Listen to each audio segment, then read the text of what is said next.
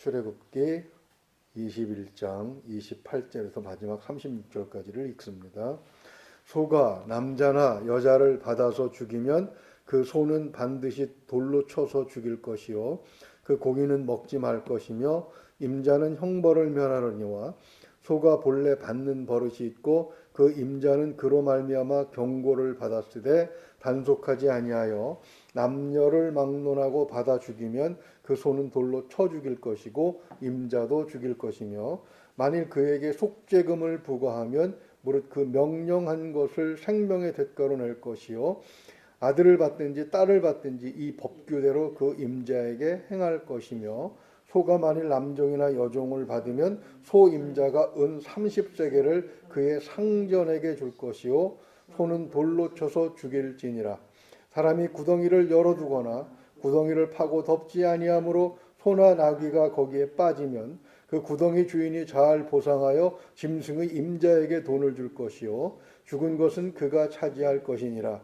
이 사람의 소가 저 사람의 소를 받아 죽이면 살아있는 소를 팔아 그 값을 반으로 나누고 또한 죽은 것도 반으로 나누려니와 그 소가 본래 받는 버릇이 있는 줄을 알고도 그 임자가 단속하지 아니하였으면 그는 소로 소를 갚을 것이요 죽은 것은 그가 차지할지니라. 아멘. 예. 오늘은 율법에 관한 규정 중에서 토지에 대한 것이 비록 비교적 상세하고 엄격한 명령으로 존재하는데 오늘은 비록 소유에 관한 간단한 그 법을 나누고 있습니다. 이것은 이스라엘 사람들이 원래는 목축업을 하는 사람들이었지만 반농사도 빼놓을 수 없는 중요한 것이었죠. 나중에 보게 되면 이제 율법에 관해서 토지에 관한 규정이 매우 엄격하게 그리고 상세하게 기록이 되는 것을 볼 수가 있습니다. 이런 농경 사회에서 사람이 가진 육체적인 힘을 능가하는 소는 매우 중요한 재산 중에 하나였죠. 더군다나 소는 고급 단백질을 제공하는 그런 육류의 대표적인 가축이 아니겠습니까? 그러므로 소를 가진 사람은 더 넓은 땅을 경작할 수 있었고 더 많은 소출을 거둘 수 있었고 그만큼 남보다 더 풍부하고 부요롭게 살 수가 있었겠죠. 오늘 말씀은 사람이 소유하는 소와 같은 재산과 33절과 34절을 보게 되면 행위, 즉 자기가 가진 토지에서 무엇인가를 했을 때 그 행위에 대한 책임에 대해서 언급하고 있는 것을 볼 수가 있습니다. 이 규정이 의미하는 바는 무엇인가 한번 살펴보죠. 사유재산을 인정하셨다는 겁니다. 이스라엘은 애굽에서 나온 지 이제 불과 2달이 지난 시점입니다. 19장 1절을 보게 되면 3개월에 들어서서 그러니까 3월 1일이죠. 시내산 앞에 도착했다고 하니까 이제 2달 간 넘은 그런 상태입니다. 이제 막 노예 상태를 벗어나서 자유인이 된 첫걸음을 뗀 것에 불과한 시점입니다. 그들이 가나안 땅에 들어가려면 아직도 40년을 더 기다려야 되죠. 지금 땅도 분배받지 않았고 바로 그런 그 시점에 그들은 개인의 소유에 대한 부정이 그들에게 주어지고 있는 것을 오늘 본문이 말씀하고 있습니다. 여기서 생각해 볼 수 있는 것은 사유재산 제도를 인정하셨다는 것이죠. 즉 사유재산 제도를 근간으로 하는 새로운 세상을 하나님께서 그들에게 약속하고 계신 것입니다. 임자라는 단어, 오늘 본문을 보게 되면 28절에서 36절까지 보면 임자라는 단어가 꽤 많이 사용되고 있는 것을 볼 수가 있습니다. 33절과 34절 구덩이를 판 사람의 책임에 관한 것도 있지만 이 역시도 주인이라는 단어가 나오는 것을 보면 자기의 토지에서 어떤 일을 행한 것, 구덩이를 팠다고 하는 행위를 왜 했는지는 언급하지 않고 있지만 그것을 암시하고 있는 것을 볼 수가 있습니다. 다시 한번 말씀드리면 아직 가나안 땅에 이르지도 않았고 토지를 분배받지도 않았습니다. 그럼에도 불구하고 이런 제도를 언급하는 것은 너무 성급한 것이 아닌가 그렇게 생각을 해볼 수가 있죠. 그러나 분명한 것은 하나님께서 이들을 노예에서 해방시켰을 때 이미 그들은 새로운 세상, 즉 다시 말해서 자신들이 무엇인가를 소유할 수 있는 변화된 사회로 들어섰다는 것을 의미하는 것이죠. 이 새로운 세상은 개인의 재산, 그죠? 사유재산 제도가 근간이 되어서 만들어지는 세상이라고 할 수가 있는 것입니다. 노예는 아무것도 자기 것을 가질 수가 없습니다. 자기가 맡아서 기르는 짐승도 누구의 것입니까? 주인의 것이죠. 자기가 경작하는 그 토지도 누구의 것입니까? 역시 주인의 것이죠. 당연히 거기서 나오는 소출, 그 자기가 기르는 가축이 생산하는 새끼들, 이게 다 주인에게로 돌아가는 것이지 자기의 것은 하나도 없습니다. 자신의 일한 대가도 없지요. 또 먹을 것 잠잘 자리를 제공받는 것은 주인이 노예를 계속 부려먹기 위한 투자에 불과한 것이지 그것도 그들 자신의 것이라고 말할 수 없습니다. 그런데 이제 그들은 자신의 것을 소유하게 됩니다. 아직 실감은 나지 않겠지만 이것은 천지가 바뀐 것 같은 그런 완벽한 변화가 될 것이죠. 되겠죠. 그러나 그것은 아무 준비 없이 맞이할 수 없는 변화입니다. 무엇인가 변화된 세상을 맞이하고 그것이 아무리 좋은 것이라도 준비가 되어 있지 않은 상태에서 그 변화에 들어가게 되면 혜택을 받는 것이 아니라 오히려 해를 받게 된다는 것이죠. 자기 손으로 한 푼도 벌어보지 못한 그런 친구가 아버지의 재산을 탐낸 이야기가 성경에 있습니다. 누가 보면 15장에 보게 되면 돌아온 탕자 이야기가 있죠. 그는 허랑방탕한 생활을 하면서 그 많은 재산을 다 날려버리고 돼지보다 못한 그런 신세로 전락하게 됩니다.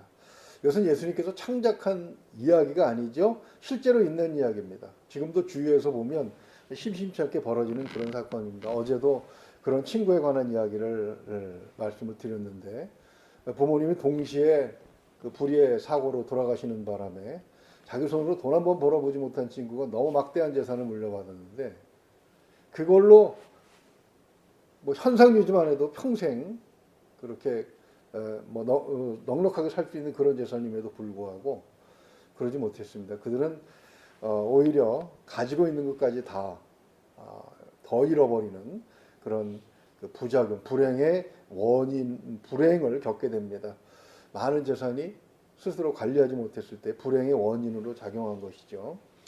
부자가 3대 못 간다는 우리나라 속담이 의미하는 것이 바로 그것입니다. 자기 손으로 한 푼 벌어보지도 못한 자녀에게 재산을 상속해 주었을 때 최소한 사유재산을 어떻게 관리해야 되는지 훈련도 받지 못한 상태에서는 다 잃어버릴 수밖에 없는 것이죠. 참 어려서부터 돈을 벌어보게 하는 것이 매우 중요하다라고 생각을 합니다.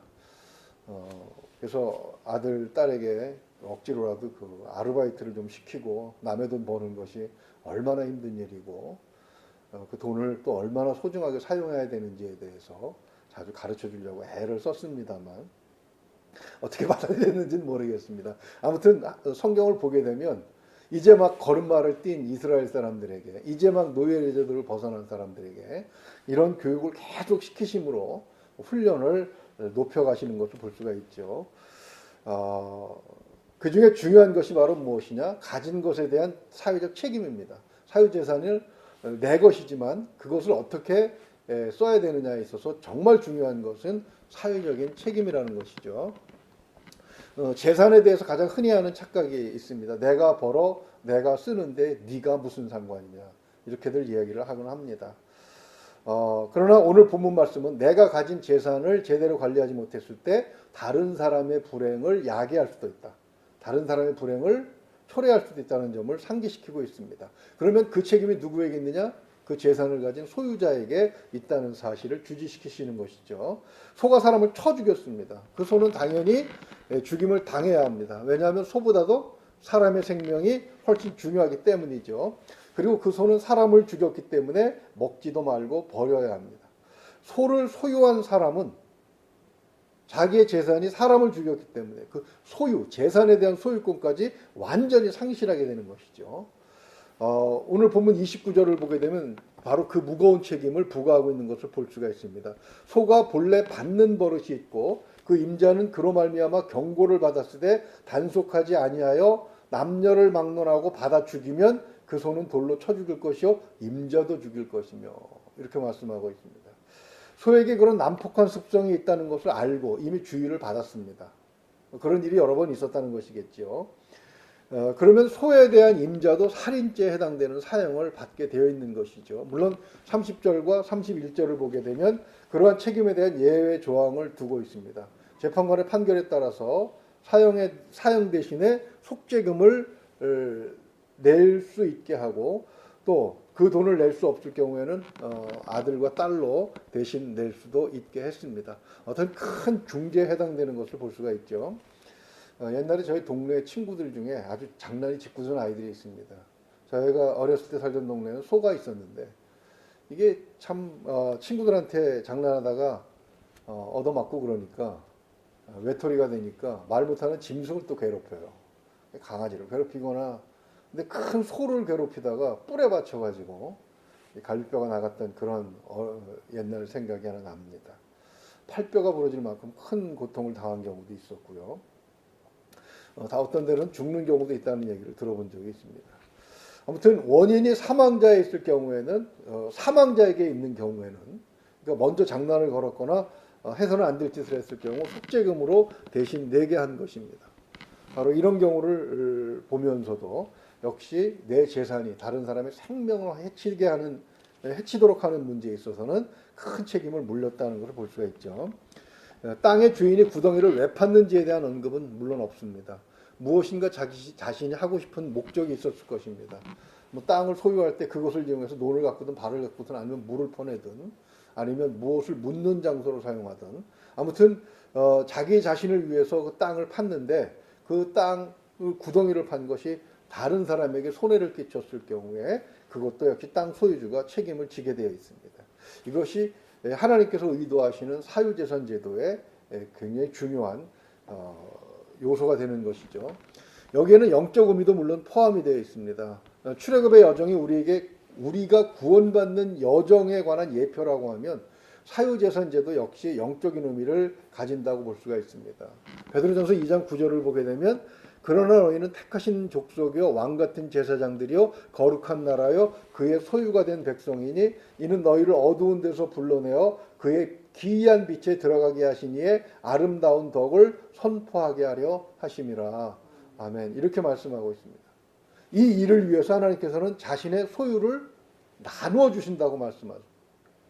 그 영적인 의미를 무엇을 나누어 주실지는 좀 더 구체적으로 보기 전에 그 영적인 의미를 사유재산 제도에 비추어서 정리해보면 그렇습니다. 하나님께서 우리에게 무엇을 주시는데 첫째는 하나님은 사람의 생명을 무엇보다 귀하게 여기신다는 거죠. 그리고 하나님께서 구원받은 자들에게 자신이 소유한 무엇인가를 주시기로 지금 손에 없다고 하더라도 40년 뒤에 이스라엘 백성들은 토지를 분배받게 됩니다. 그것처럼 구원받은 자들에게는 반드시 무엇인가를 주십니다. 또 그것을 하나님께서 주신 목적에 사용해야 하는 것, 그것이 세 번째 그 교훈이 되겠죠. 교회는 그리고 성도들은 하나님으로부터 많은 좋은 것을 받아 누리고 있습니다. 그 대표적인 것이 바로 은사라고 할 수 있습니다. 은사와 사랑이라고 보통 이야기하는데 고린도전서 13장은 사랑장이라고 하고 12장은 은사장이라고 하죠. 그 12장 7절을 보게 되면 각 사람에게 성령을 나타내심은 유익하게 하려 하심이라. 그러니까 유익을 주기 위해서 하나님께서 은사를 주시는데 그 은사는 개인에 대한 유익이냐 또는 다른 어떤 더 넓은 그 이유가 있느냐 그것도 역시 말씀을 해주시고 계십니다. 고린도전서 12장 25절에서 26절을 보게 되면 몸 가운데서 분쟁이 없고 오직 여러 지체가 서로 같이 돌보게 하셨느니라. 만일 한 지체가 고통을 받으면 모든 지체가 함께 고통을 받고 한 지체가 영광을 얻으면 모든 지체가 함께 즐거워하느니라. 즉 다시 말해서 하나님께서 사람들에게 각각의 은사를 주시는 것, 누구에게는 뭐 소를 주고 누구에게는 양을 주고 하시는 것처럼 뭐 치유의 은사, 섬김의 은사 여러 가지 은사를 주시는 이유는 서로를 돌보게 하시려고. 그리고 그 결과는 함께 즐거워하게 하시려고. 그렇게 주신다는 것이죠. 그러니까 나 혼자 잘 먹고 잘 사는 것, 그것이 사유재산을 주신 하나님의 뜻이 아니라는 것입니다. 더군다나 나의 재산이 다른 사람을 해치는 도구로 사용될 수도 있고 의도적이진 않지만 그럴 목적으로 운영이 된다는 것은 하나님을 완전히 배반하는 것이죠. 그러므로 우리는 이 말씀을 통해서 우리에게 주시는 영적 은사를 가지고 그러니까 하나님의 뜻을 실천하기 위해서는 세상을 이롭게 하는 그런 존재로 살아야 된다는 것이죠. 하나님은 은사로 세상을 이롭게 하시도록 우리에게 많은 것을 주셨습니다. 그리고 예수님의 제자가 되게 하신 것은 세상의 빛과 수금이 되게 하시려는 것이죠. 그 목적을 위해서 주님은 영으로 임재하셔서 우리에게 많은 좋은 것들을 주신다고 약속을 하십니다. 문제는 앞에서도 언급한 것처럼 그것으로 세상을 해치는 데 쓰는 경우도 있다는 것이죠. 뭐 신천지나 BTJ 같은 경우는 이단으로 이미 오래전부터 그렇게 제외된 곳이니까 열애로 치더라도 또 세상도 보니까 어제도 뉴스를 보다 보니까 신천지나 BTJ 같은 경우는 기존의 교회들과 다른 이단이다. 이렇게 뉴스 안 믿는 사람들도 그렇게 분리를 해주더라고요. 그러나 사랑제일교회 같은 경우 또 지금 IM 성교회 같은 경우는 우리와 같은 색깔을 가지고 있는데 왜 그러느냐라는 질문을 어떤 목사님을 불러서 하고 있더라고요. 근데 그 목사님이 그렇게 말씀하셨습니다. 사랑제일교회 같은 경우는 세상 권력을 추구하는 색깔을 보였고 또 IM 성교회 같은 경우는 교회라는 이름 속에 숨어서 돈을 목적으로 한 것이 폭로되고 있는 것이다라고 이야기를 하시더라고요. 교회라는 이름으로 교육 사업을 했는데 보니까 어마어마한 돈을 받았더라고요. 그러면서도 세금 한 푼 내지 않고 또 교사들에 대한 합당한 대우도 하지 않았다는 그런 여러 가지 내용들이 속속 보도되는데 보는 내내 아주 속이 불편했고 얼굴이 화끈거려서 아주 혼났습니다. 그런데 문제는 바로 그러한 목적에 많은 교회들이 또 많은 목사님들이 이끌려 갔다는 얘기죠. 그 패널로 참석하신 분이 그것을 가장 안타까워하더라고요. 오늘날 교회들이 일으키는 문제를 보게 되면 하나님의 것으로 세상의 권력과 세상의 영광과 세상적인 부를 얻으려고 하는 데서 오는 부작용이 아닌가 싶습니다. 하나님의 뜻에 합당하지 않게 사용하면 하나님은 그것을 빼앗아 가시는 것을 봅니다. 이스라엘은 40년 후에 가나안의 땅을 제공받습니다. 근데 그들이 그 땅을 통해서 하나님의 뜻을 실천한 것이 아니라 오히려 하나님의 뜻을 배반했을 때에 하나님은 먼저 그들을 남북으로 갈라버리시고 그래도 그들이 말을 듣지 않자 결국은 둘 다 망하게 하셨죠. 그것은 이미 신명기 28장에서 약속하신 것입니다. 순종했을 때는 모든 민족에 뛰어난 민족이 되게 하시고 들어가도 복을 받고 나가도 복을 받고 떡 반죽 그릇이 복을 받고 우양의 새끼가 복을 받게 하신다고 하셨지만 그렇게 안 해서 불순종했을 때는 어떻습니까? 다 흩으시겠다고 주신 것 다시 뺏겠다고 말씀을 하셨죠. 오랫동안 인내하셨지만 더 이상 소망이 없게 되었을 때 약속대로 집행을 하신 것을 우리는 구약의 역사 속에서 볼 수가 있습니다. 근데 이것이 역사 속에서 계속 반복이 돼요. 스페인이 남미에서 예수 그리스도의 이름을 내세워서 저지른 그런 참상이 지워지지 않을 기록으로 남아 있습니다. 작년인가요? 작년 10월 달쯤에 9월 10월에 칠레에서 오셨던 선교사님 여기 앉아서 기도하시고 가시던 선교사님 기억이 나실 겁니다. 그분 하시는 말씀이 그 흔적들이 고스란히 남아서 복음 전하기가 너무나도 힘들다는 거죠. 그러면 스페인은 거기서 그렇게 많이 가져간 금과 은과 이런 보석들 귀중한 것 가지고 지금 잘 사느냐? 보면 그렇지 않죠. 영광은 이미 다 사라지고 내전이 끊임없이 일어나서 고통을 받다가 지금은 유럽에서 거의 가장 뒤처지는 그런 국가로 지금 계속해서 밀려나고 있고 또 심지어는 우리나라보다도 더 못한 처지로 밀리고 있다는 그런 기록들을 보여주고 있습니다. 교회가 세상을 이롭게 하지 않는다면 하나님은 은사를 걷어가실 뿐만 아니라 영적인 생명과 육체적인 생명까지도 걷어가실 수 있다는 사실을 오늘 본문이 우리에게 가감없이 지금 전해주고 계십니다.